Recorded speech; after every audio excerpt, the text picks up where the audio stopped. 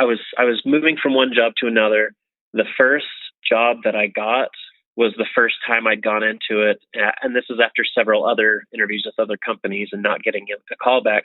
I went into this one and said, just so you know, I have Tourette's and it makes me move. I want you to know that so that you know that I am paying attention, even if it looks like I'm not.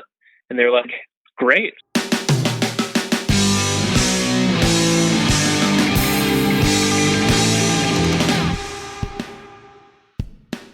Oh man, welcome to the podcast. This is Ben. And even though we're only at episode 2, I got to say thank you so much for the amazing response. I mean, look, any level of response, even if it was just one email or just a few retweets, that would have been awesome enough. But the number of people who reached out in different ways after episode 0 and episode 1 was huge and just way more than I thought. It's confirmed that Maddie from episode 1 really resonated with a lot of you.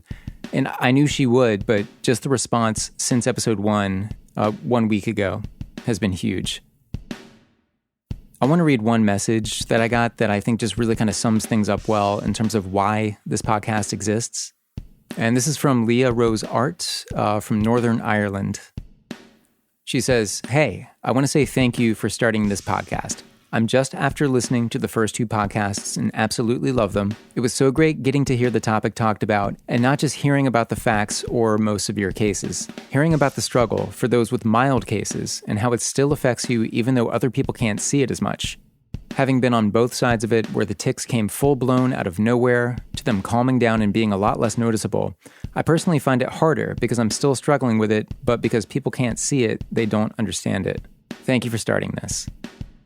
So that's from @LeahRoseArt on Twitter from Northern Ireland. I also want to say thank you to my new friends in Canada and England and Australia. Just way more happening here than I ever would have guessed in terms of this podcast.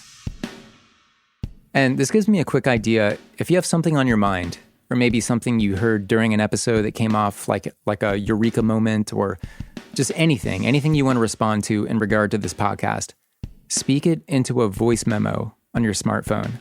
So record yourself saying it and email that audio file to me. The address is tourettespodcast@gmail.com. So send that to me and I'll play it on the show. So thanks to Maddie for starting us off so well. She was episode 1. And again, if you want to hear my background and why I'm doing this podcast, that's episode 0. It's all on iTunes under Tourette's Podcast. Should also be available on all the podcast apps like Overcast or Stitcher or Chorus, if you listen that way. And it lives at tourettespodcast.libsyn.com. That's LIBSYN. tourettespodcast.libsyn.com. All right, thanks. Thank you. And let's get to this week's episode. We've got Chris, who lives in Salt Lake City, Utah. And this is another case of crazy coincidences. Well, I don't know about crazy, but funny. Even some that we discovered after the fact, after we recorded this conversation. We both have a music background, playing in bands, and in the early 2000s, maybe in like 2001 or something, my old band played some shows with a band from Salt Lake City that really stuck out in my memory. And it turns out that Chris currently plays in a band with one of the guys from that band. So super small world, that has nothing to do with Tourette's, except for what he calls musical tics, which you'll hear about. We also talk about being a kid with tics and the frustrating parts about Tourette's kind of getting in the way of quote unquote normal life, like, job interviews, employment, stuff like that. But there's also the relief of the diagnosis and actually knowing what Tourette's is and, having that compass. We talk about that too. And Chris has been wanting to build community around Tourette's, just like I want to do for myself with this podcast. And he does have experience with that kind of thing. It's an interesting thing, coming out with it. There's a lot of stigma around diabetes as well, and I have type 1 diabetes, and a lot of the stigma is attached to type 2 diabetes. But yeah, and I'm a huge advocate for type 2 diabetes, even though I'm type 1, because they do take so much negative stigma that's undeserved. And but even with that, there's so many people who don't know the difference. That if you say you have diabetes, they exactly, yeah. Inside they'll roll their eyes a little bit and go like, "Oh, well, maybe you should eat better." Yeah, like it's my fault or something. So just so I have all this right, could you state your name, the part of the world that you live in, and just kind of generally what you do or how you would identify yourself in the world? Yeah, I am Chris Clement. I live in Salt Lake City, Utah. I'm a musician. I'm a father. I'm a social media manager. So, musician. I mean, that's sort of my background too. And I kind of come out of a musical family, so to speak. But what do you play? I mean, are you a multi-instrumentalist or? Somewhat. So I'm primarily a guitarist. I taught myself how to play guitar. Yeah, same here. In high school, kind of started. Yeah, I think I started in high school, junior high maybe. But I've played bass in a band. I've played drums in a band, though I'm not a great drummer. And then I've just kind of tinkered around with other instruments. I recently got a ukulele from my wife, and I've been trying to dig into that a little bit. And that's kind of a similar background for me too. I taught myself how to play guitar. And when I say I taught myself, I don't know how to read music or anything like that. I just kind of figured out how to, follow chord charts and just learn or memorize what the basic guitar chords are at the top of the neck. And then, just kind of listen to music and see if I could just figure it out and mimic it. And that's completely 100% how I learned music. Man, that's awesome, because that's me too. Yeah. That's how I did it. So what happened with me is I've been interested in music since I was a little kid. And then I can't remember how old I was. It was late elementary, early junior high. I think it was late elementary. I told my parents, I want to get a guitar. I want to learn how to play guitar. Right. And they insisted that before I dig into that, then that they wanted me to take piano. So they bought a piano, put me in piano lessons, and I just struggled. Like I learned how to read music, and that I could look at it and say, yeah, okay, I see where those notes should go. Yeah. But I just have to sit and pick it apart. I was just so lazy with it because I just wasn't interested in the piano. So I pretty much failed that. I took it for a few years, and they said, fine, you're done, and took me out of it, stopped paying for it. And then one summer I took my lawn mowing money and I went to a guitar store and brought home a guitar and figured out how to play it.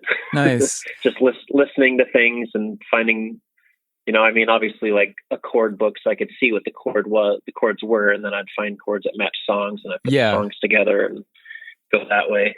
Yeah, that's exactly what so my dad gave me a set of Beatles songbooks, and they would follow each album, and they would just have the chord charts on there, and just, it's like the 6 lines, each line representing a string, and then a dot of where to put your finger. But then I figured out, I guess kind of early on, that the chords were inaccurate. So if you went and listened to the records, I would put on my dad's Beatles records and try to play along, and the chords followed the vocal melody and not actually what the guitars were playing. And okay, so that was sort of like my epiphany of like, I know how to play by ear, or I know how to pick things out that way. Yeah. So I just never bothered to learn music. But before that, my parents wanted me to play violin. That's the first thing they gave me. And it was the discipline, and it was it was trying to teach me to read music. And it just, I don't know if it was because it's what they wanted me to play or not, but it just never took. I just never stuck with it, was never good at it. And yeah, I just bombed it. So when it came to... How do we have the exact same musical story? I don't know. I don't know. I mean, but yeah, that's funny. I seldom meet other people who have a similar background like that. Well, do you find that, having Tourette's, I mean, do you get into a zone when you're playing music or when you're writing music to where, my tics don't bother me? Maybe I do tic and I don't notice it, but that's an area where I feel completely kind of like a safe zone for me. So it's kind of a mixed bag on my side. So, I mean, I have what I call my musical tics, which are, first of all, I think part of it is the way I write music. I don't do a lot of stuff that's like a straight up 4 count, 3 count, whatever that you normally hear. That's just easy to digest with the ears, Right. I do a lot of things in odd timings and mixed timings where I'm doing patterns of 7 on top of a 5, and then things like that, switching around. So I kind of attribute that to the way my brain structure is, and I don't have obsessive compulsive disorder by any means, but I think I have some personality traits of it that kind of steer me that direction. Like that's what my brain needs to hear. I count steps. When I'm walking down some steps, I'll I'll step in a way that Yeah. evens out to a 7, things like that. So I kind of feel like that jumps into it. But when I'm actually playing, I've had people tell me that I don't have my normal tics when I'm playing. Mm-hmm. But to me, I do. Sometimes I'm able to just, there's sometimes when you're doing something, you can actually channel your urges to move into something. So if I got the music going in a certain count, I can move to that count with my neck or my head or whatever. But Yeah. I've noticed lately my tics seem to be a little bit stronger. So it'll kind of interfere with the way I play, like my strumming hand. I'll twist my fingers weird and need to like rub a finger against the strings a certain way to satisfy that itch, So I do things like that when I'm playing music, but ultimately it is a release. It's kind of like music's where I defrag, it's I don't know. It kind of resets me a bit. I feel like it helps me burn some of those tics, but it definitely doesn't take them away. I don't feel like I am fully in control of my movements when I'm playing music. Was it, so is head nodding or head jerking one of your tics? Mm-hmm.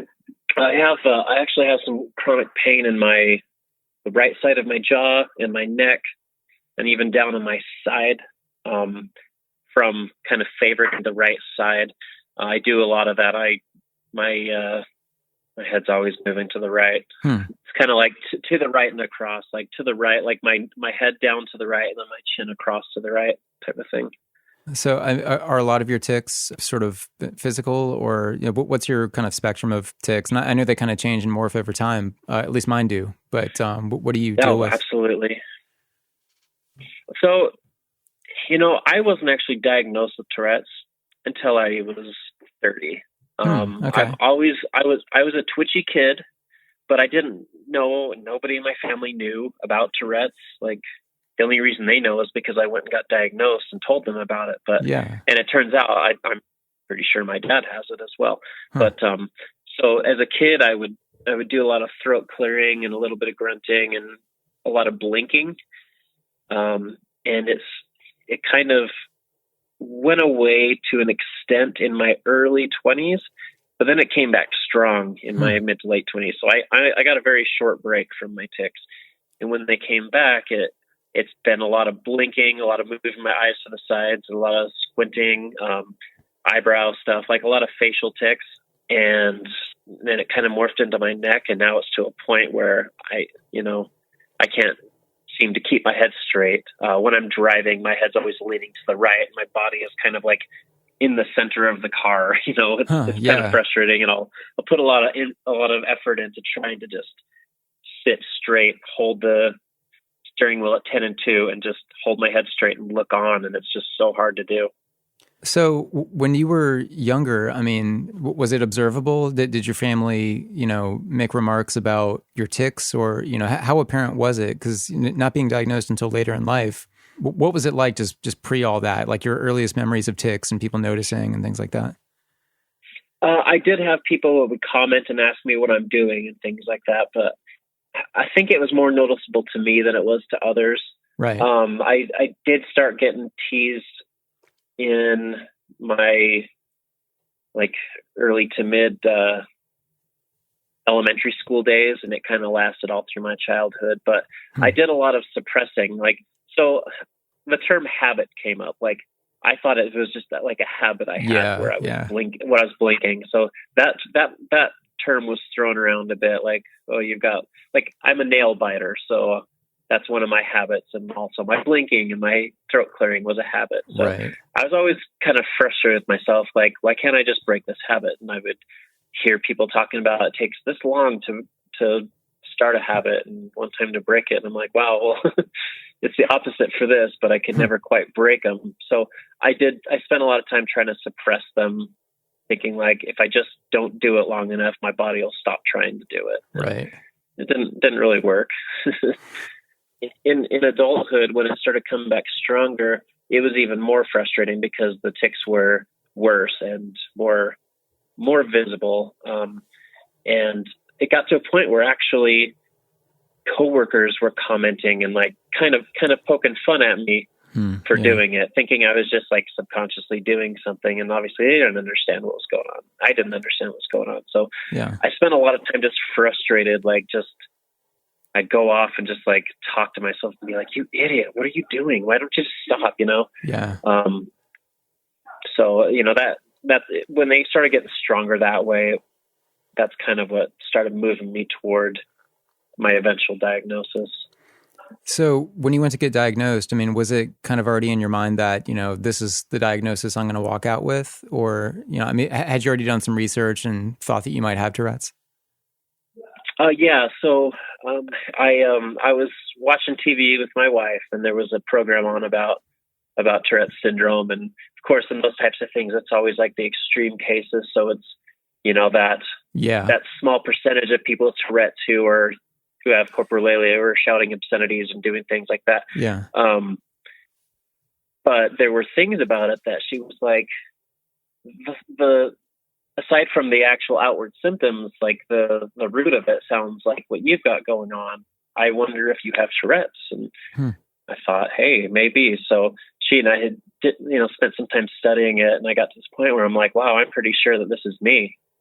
It's just so relatable. So I went to my normal doctor to ask him about it, and I didn't even get past saying, you know, as soon as I got past saying the word Tourette's, he stopped me and said, "You don't have Tourette's." I asked him, you know, how do you know? It's like, well, Tourette's is a childhood disease, and you're not a child. You probably just have some kind of stress tic or something like that. And prescribed a muscle relaxant that I never ended up taking. It just didn't sound right. It didn't sit right with me, because in my least stressed time, I'm still going at it. That didn't click for me. And besides that, I had done enough studying to realize, like, no, this is probably something. So then one summer, I was at a pool party with my sister's family. Her husband's sister she works at a VA hospital with people with PTSD, and she has like the official diagnosis book for all kinds of disorders. So she had me come in because she had noticed it. She asked me if I was on some medication because those can cause tics. I was like, no, just insulin, because I have type 1 diabetes too. Yeah. And she said, why don't you come in and talk to me? So I went and talked to her. She opened up the book, asked me a million questions. I answered the questions, and at the end, she just looked at me and said, "Yep, you have Tourette's. That's definitely what you've got going on." Huh.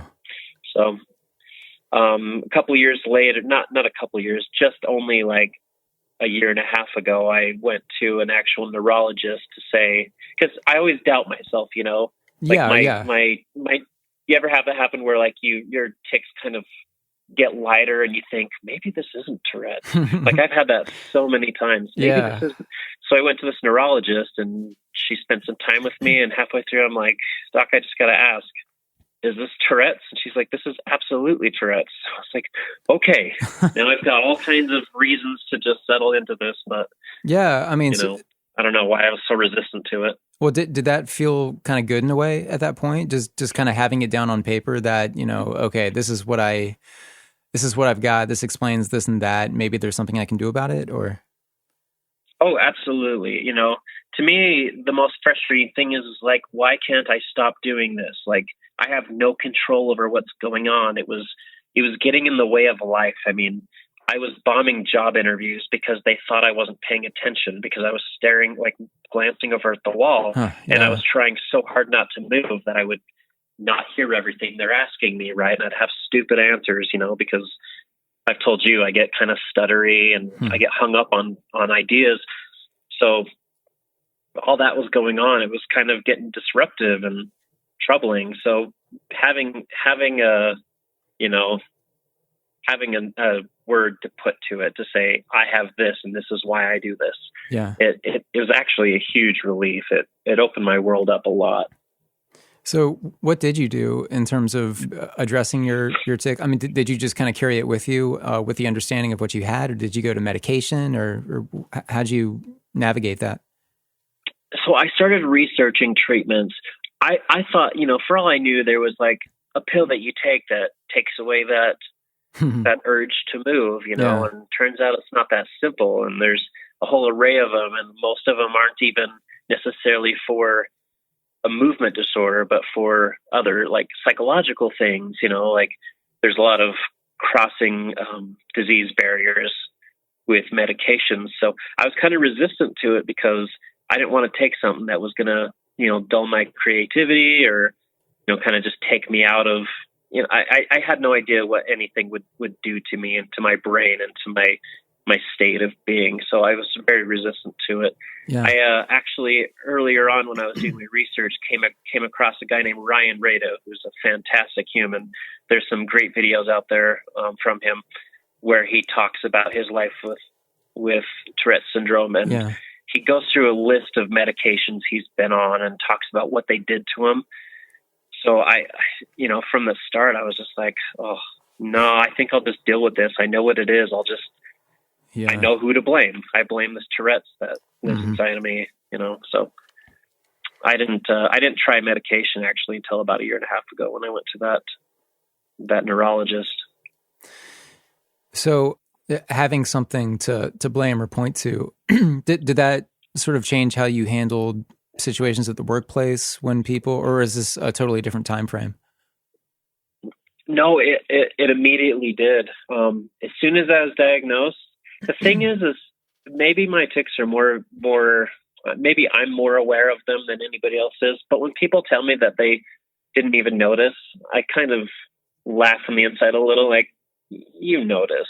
I mean, if you've spent 5 minutes with me, you've noticed something. Yeah, absolutely.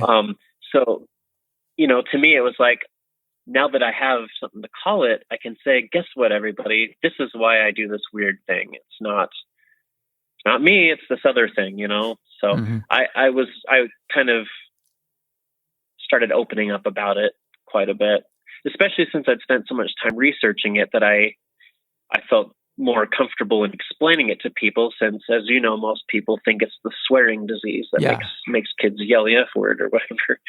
So, all the job interviews I bombed were so frustrating, but I was moving from one job to another.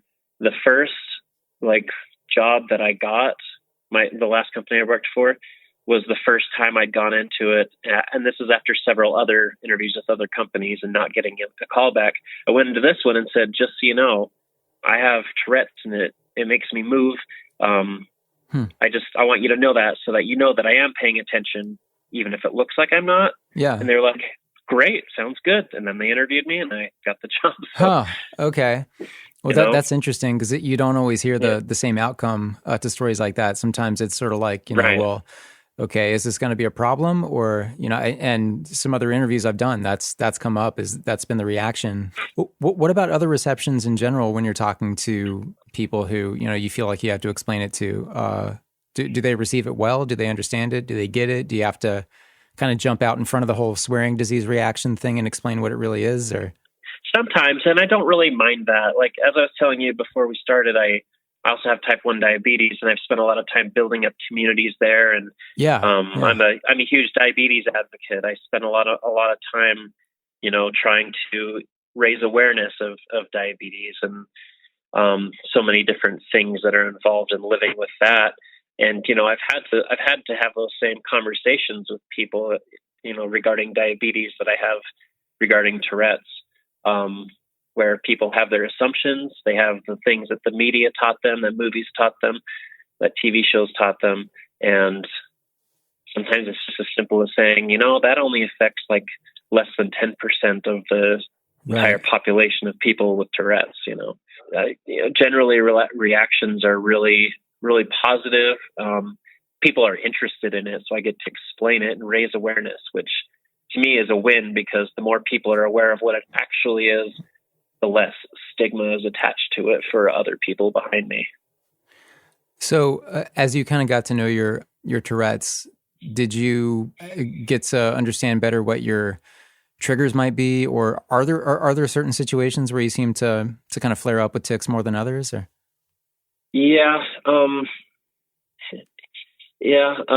there's when I'm driving, that's the scariest one. And I hate to admit it, but I have driving tics, and they're not ones that have caused, I've never been in a wreck from anything. It's just certain things I do while I'm driving that kind of make me go, oh, I wish I didn't have to do this. But I have a neck thing. I have a neck thing I do on the road. Yeah. I can drive a straight line and throw my head around a little bit as needed, but, those ones kind of hurt the most because those are where I'm straining the most to suppress and not necessarily succeeding at it. So those ones cause the most pain. I throw my head around a lot in my shoulders when I'm sitting too long at a desk. When I go to bed, if I'm just like laying in, kind of sitting up in bed watching shows with my wife, I'll have little episodes during that. And really, music is probably the lightest as far as the tics are. Yeah. I can do a pretty good job if I'm just standing talking to people and things like that. But even then, there's something going on. Stress triggers, like just being super stressed at work will cause that too, but it, has other areas of my brain that it impacts as well in a negative way. So, stress is a trigger. Caffeine might be. I've heard it is for people, and it very well could be for me. I'm a big caffeine drinker. Oh yeah, me too. So were you already married by the time you had the diagnosis? Yeah. I was more than a few years into marriage by then. What were some of the early conversations like with her? Because that's always something that I'm kind of curious about is, when you have a significant other. Well, first of all, I wish everybody could have the experience that I've had when it comes to this relationship part, because I've heard a lot of people talk about their significant other bailing because they're just like, I'm sorry, I can't handle this. Right. Some people's symptoms are far worse than mine. So early on in our marriage, the main things with me were throat clearing. We'd be in bed, she'd be trying to go to sleep, and I'd be sitting there trying hard not to clear my throat, and it would wake her up and she'd get upset. She'd be like, could you please stop? Yeah. Because she had no idea and I had no idea. So this is pre-diagnosis. Right. And I'd be like, I'm really sorry. I'm trying to, I just can't, And, we had a couple of impasses where I would end up just going downstairs and sleeping on the couch because I just was done trying to tiptoe or whatever, and I'm sure she didn't enjoy it, but it's like, how much can you sit there and listen to it? But, it wasn't long after that was going on constantly, like nightly. It wasn't long after that when we were watching that program and she had said, I think this is what's going on with you. These people can't stop making their sounds. You're doing this. We kind of learned together right from there. And ever since then, she's been a huge advocate, a huge support. That's awesome. Sometimes I get I've had times just in, the last year when my tics have been so bad that I'll come home and I'll just sit and cry because it's like, I hurt and I can't stop. And I'm so tired of this. Wow. So tired of this. Like, why can't I just stop, And she'll cry with me. She'll hold me. She'll, rub my back, rub my neck where it hurts, She's just so good that way. Like, and she is all the time. It's quite wonderful. Oh man, she sounds awesome. She sounds really, really amazing. I mean, I'm lucky in a very similar way. What about greater family? Her family or your family? How did they process what you had to tell them? Well, I think for the most part they were all just kind of like, okay, they took it in and they just know that it's a part of me. It hasn't been disruptive to a point where people are like, can we not invite him? It's nothing like that. They're all completely supportive and loving and act like nothing's going on. I mean, I know I'm sitting there throwing myself around and making noise and seeming like I'm not paying attention, and they just keep on talking to me and we have a conversation, with my side of the family. Through this whole thing, I've kind of realized that although he hasn't been diagnosed, I don't see how my dad doesn't have Tourette's. And, I have several sisters. I have 4 sisters, no brothers. And a couple of my sisters have always had kind of little tics as well. Right. Very, very mild ones, but definitely tics. So whether they have full-on Tourette's or some other kind of, chronic tic disorder, I don't know. But my youngest sister's child was actually diagnosed with Tourette's just like a couple of months ago. Wow. And he's 9. Yeah. So it's in our genes, how it works. So do you know other people who have Tourette's? I mean, have you sort of found a community there, or is it kind of rare that you get to talk to people? It's rare. It's, it is. I've tried to find local groups. There's a local type 1 diabetes group that I spend time with sometimes, very rarely. My diabetes community is online and beyond. I've gone to a lot of events and conferences around diabetes that, I've made some really close friends that I stay in constant contact with in that realm. When it comes to Tourette's, I looked for one. I saw a thing about a local one once, and I just couldn't get out to attend it. I've noticed that when I'm watching, I've watched videos of other people, because right at the beginning when I was starting to dive into it, when I was first, right before diagnosis, when I was doing my research, I was getting frustrated by how everything about Tourette's syndrome was videos of kids and talking about kids. And but there's got to be adults out there with it, because I'm sitting right here. And so that's how I found that's how I found that guy, Ryan Rado. And I connected with him and made friends with him. And he actually came out here and we spent some time together. Oh, cool. Actually, we did a podcast episode while he was here with somebody. This was a while ago, but when it came down to it, I just couldn't find an adult community. Yeah. But I did notice when I was watching videos of adults with Tourette's that I would start picking up their tics and then having a hard time shaking them. Yeah. So I kind of, in a way, I thought to myself, maybe it's not a good idea for me to connect with a bunch of people with Tourette's and it's interesting. sit through their tics and have them sit through my tics, and does that make sense? Yeah, absolutely. One thing that, and I think I said this in another interview, that I was kind of worried about doing this podcast in one respect, because I was worried that it would maybe influence my tics. And sometimes if I think about old tics that I had, back in the day, they come back. And they just remanifest. And if I describe what I used to do, for the rest of the night, I'm basically trying not to do it, or trying to I have to divert my brain somehow, not think of that tic. But it always catches me, and I always end up doing it for a period of time. And those instances are kind of interesting because they don't necessarily stick around. But it's kind of like, just seeing somebody yawn or something. It's just, I got to get through it. I got to do it. But, a few days later, or I'll have the realization to where I'm like, oh, okay, I haven't done that one in a while. Wonder when it went away. How long have I not done that tic? But then, that kind of starts the process again of potentially picking it back up. So yeah, I don't know. So how have your tics fluctuated over time? Do they, and I hope you don't run the same risk that I do of them coming back if you talk about it, but do they kind of change over time for you?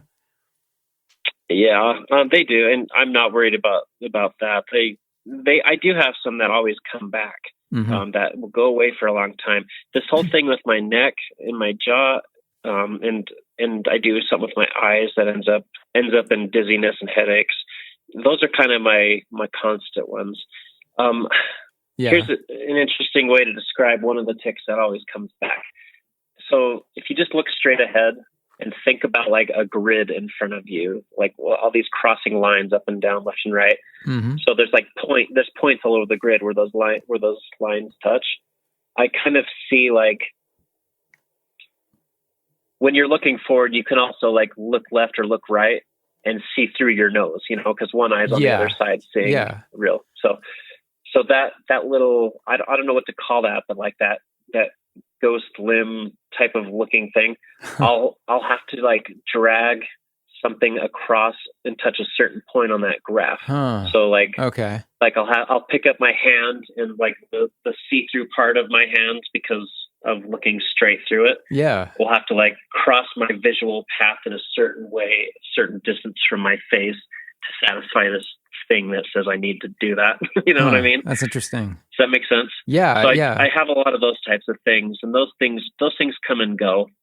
I do that a lot with my nose, and that has a lot to do with, I think, what has developed into this just constant neck tic is needing to drag the right side see-through nose across a grid point, and then I'll have to go back the other way. Mm-hmm. So I have things like that come and go, where it's like, I don't know how to describe that, but between that and there's like sensory ones where I avoid stepping on cracks. And even when I'm walking down a sidewalk with, like more tile shaped sidewalks or like groupings of bricks where I'll have to step on them a certain way. And if I accidentally step across an uneven spot, the other foot has to go right ahead and start trying to hit that just right as I walk down the road. So sensory things like that. I have sensory things with my hands, like when I'm playing guitar. Again, I'll have to drag the side of my palm across my strings, and this is in the middle of trying to play a song, and it's super frustrating because it sounds so dumb. It sounds bad. Vocally, my vocal tics are kind of light. I've never been a shouter. I've always, like light grunting or breathing things where I like hold my breath and then push my breath through. It's almost as if I'm pushing, like hold my breath and push, but it's like I'll let the air out. I'll like get the pressure and then release the air.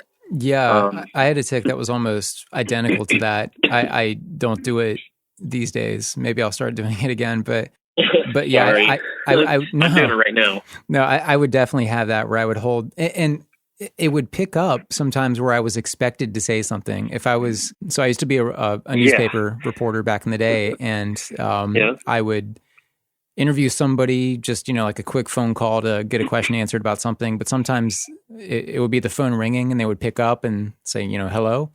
And I just wouldn't say anything. 8 to 10 seconds would pass.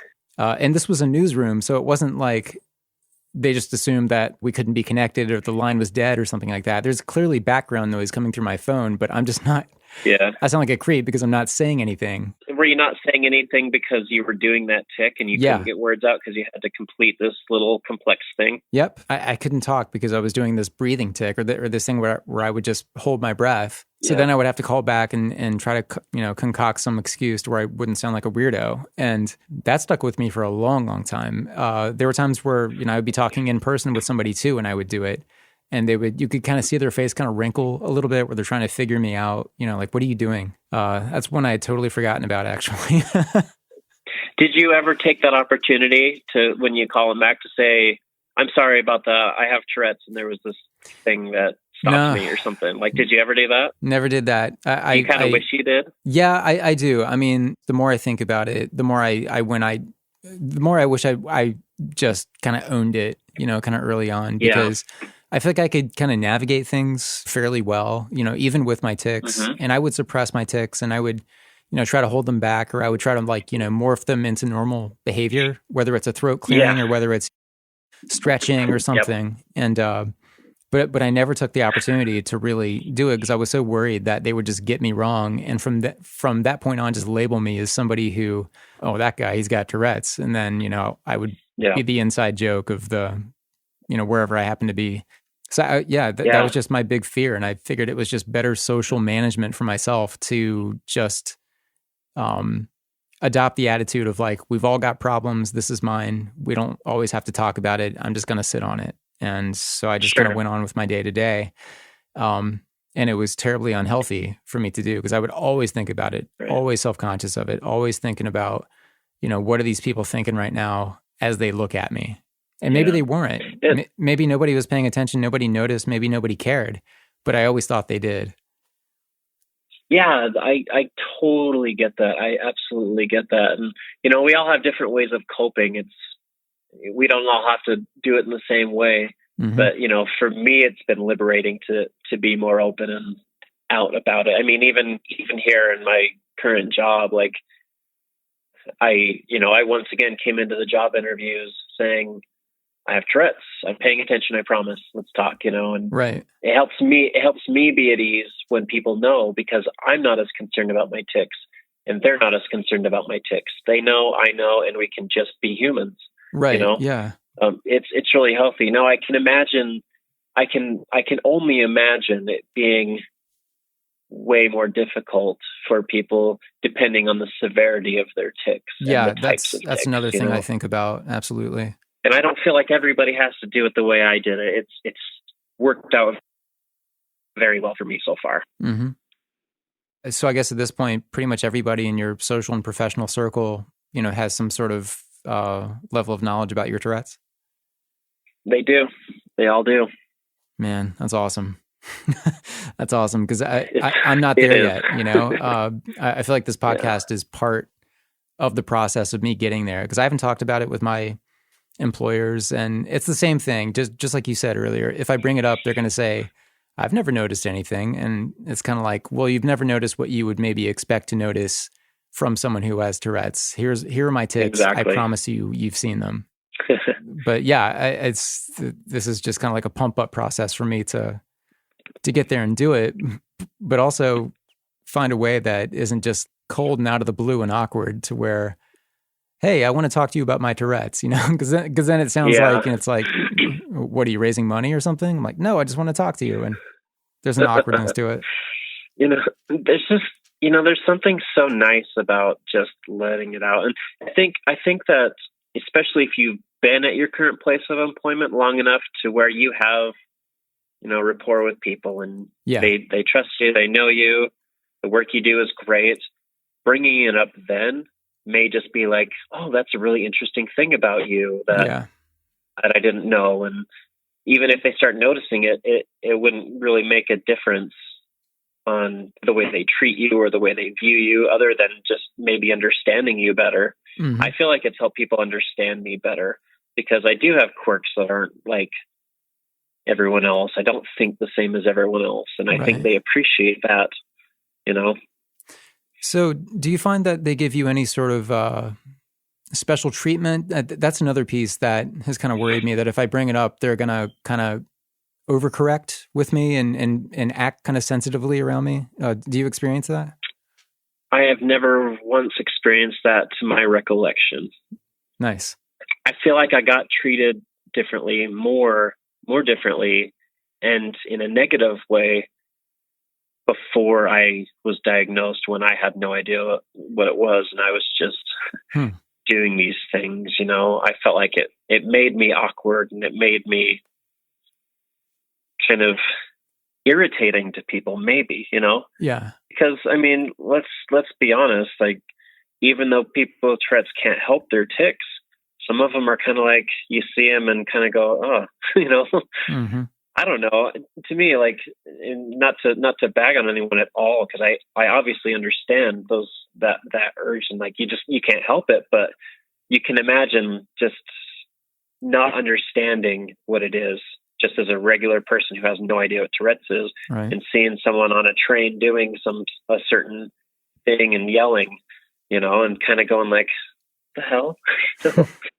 Yeah. I feel like being open about it has made even my strangest, most disruptive tics not strange and disruptive anymore to me or to people around me. Yeah. See, I love that, because for me, I have these release moments where I feel like I have to kind of like, go into a room that nobody else is in, or I do it on my way to work or on my way home. I just have these areas, these zones that I can get into that, I know nobody's looking, nobody's listening. I can just let it out. Or if I've been, and it's not that easy for a lot of people who have Tourette's. Mm-hmm.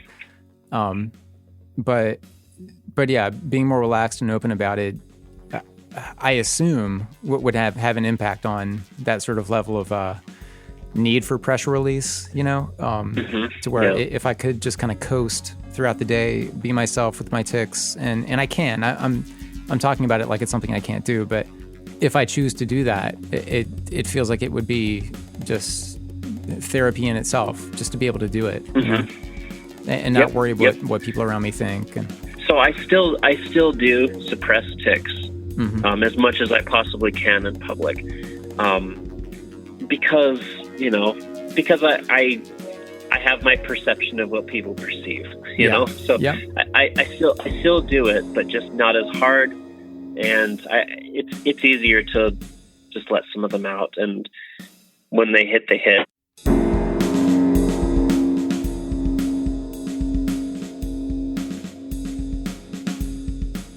So talking to people definitely helps you find where you fit into this world, because it is a world that we live in, you know.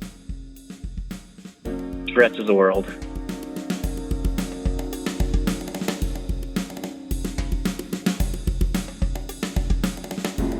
You know, I think it's interesting how I mean, certain disorders seem to just breed creativity. I really feel like Tourette's is one of them. It's kind of astounding what that can do. What these types of diseases and disorders have done for the world of art and music. You know, and I don't know that I'd want to be somewhere where that didn't exist.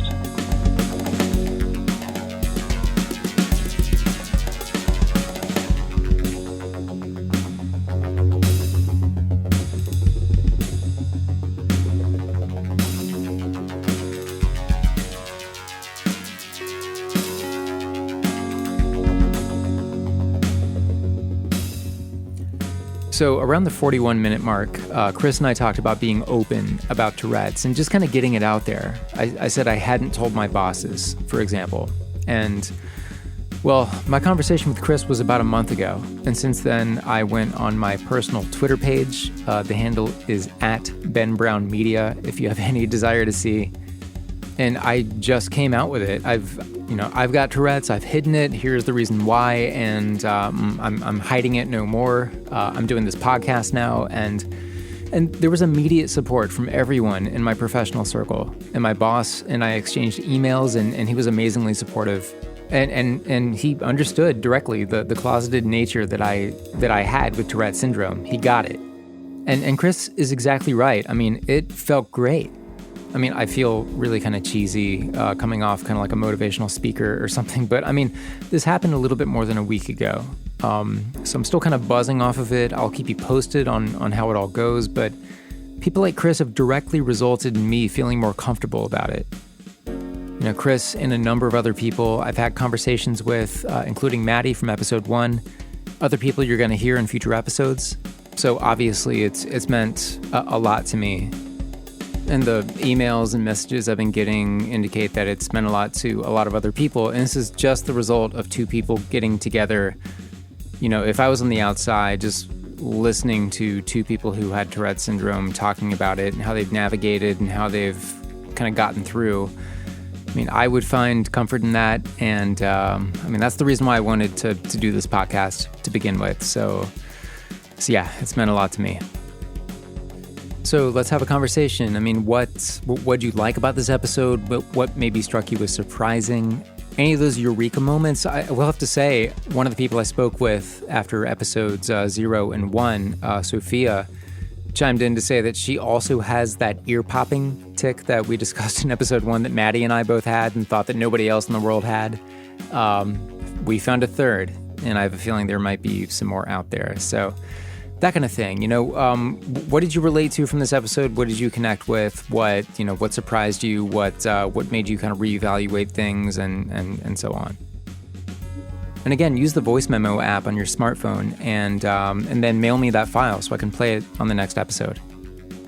If you're on Twitter, you can follow @Tourette'sPod, and we're also using the hashtag Tourette'sPod to talk about the episodes. If there's something you'd like to tell me directly, you can email me, tourettespodcast@gmail.com. And feel free to suggest things about the show. I think everybody seems to be okay with the 45 minutes to 1 hour time frame, so we're kind of sticking with that with this episode. Anything else you think I should be doing with this podcast? By the way, the Facebook group is still coming along. I promise that's going to happen. we're obviously very early on with this at episode 2, so things are going to kind of change and become as we go. I do have plenty of interviews in the can. I'm really excited to get to them. So sit tight, but, don't sit tight. Have a conversation with me in the meantime, or with anybody who's involved in this. Again, the hashtag we're using is Tourette'sPod. You can follow Tourette'sPod on Twitter, subscribe on iTunes, and feel free to leave a friendly review there, no pressure. But all right, wrapping up for this week. Thanks for listening. Keep in touch in the meantime, and we'll have another episode next Friday. This is the Tourette's Podcast. My name is Ben. Talk to you soon.